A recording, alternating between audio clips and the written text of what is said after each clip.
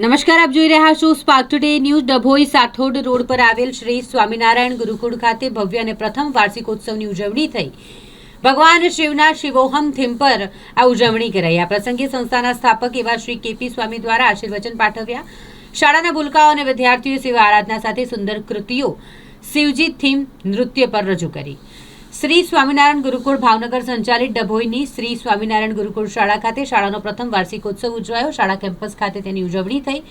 Shivoham theme પર આ ઉજવણી કરવામાં આવી અને જેમાં શાળાના વિદ્યાર્થીઓએ હિન્દુ શાસ્ત્રોક્ત વિધિ અનુસાર ભગવાન શિવની આરાધના સાથે ભગવાન શિવની ઉત્પત્તિ સહિત ભગવાન શિવના 12 જ્યોતિર્લિંગની થીમ સાથેના નૃત્ય રજૂ કર્યા। સમગ્ર દેશમાં ભગવાન શિવના 12 જ્યોતિર્લિંગ અને તેમના વિવિધ સ્વરૂપો અંગે ઉપસ્થિત વાલીઓ ગણ તેમજ મહેમાનોને ભગવાન શિવ સાથે સીધો પરિચય કરાવ્યો। આ પ્રસંગે શ્રી સ્વામિનારાયણ ગુરુકુળ ભાવનગર અને ડભોઈમાં સ્થાપક એવા પૂજ્ય શ્રી કેપી સ્વામી, પૂજ્ય શ્રી નિર્લેપ સ્વામીજી, પૂજ્ય શ્રી વિષ્ણુ સ્વામીજી, પૂજ્ય શ્રી ભગવત સ્વામીજી, પૂજ્ય શ્રી કીર્તન સ્વામીજી ખાસ ઉપસ્થિત રહ્યા હતા અને આશીર્વચન પાઠવ્યા હતા। જય સ્વામિનારાયણ। આજે હું ગુરુકુલ શ્રી સ્વામિનારાયણ ગુરુકુલ કેમ્પસમાંથી miss Vaishnavi Shukla and miss Himani Patel તમારી સમક્ષ પ્રસ્તુત છે।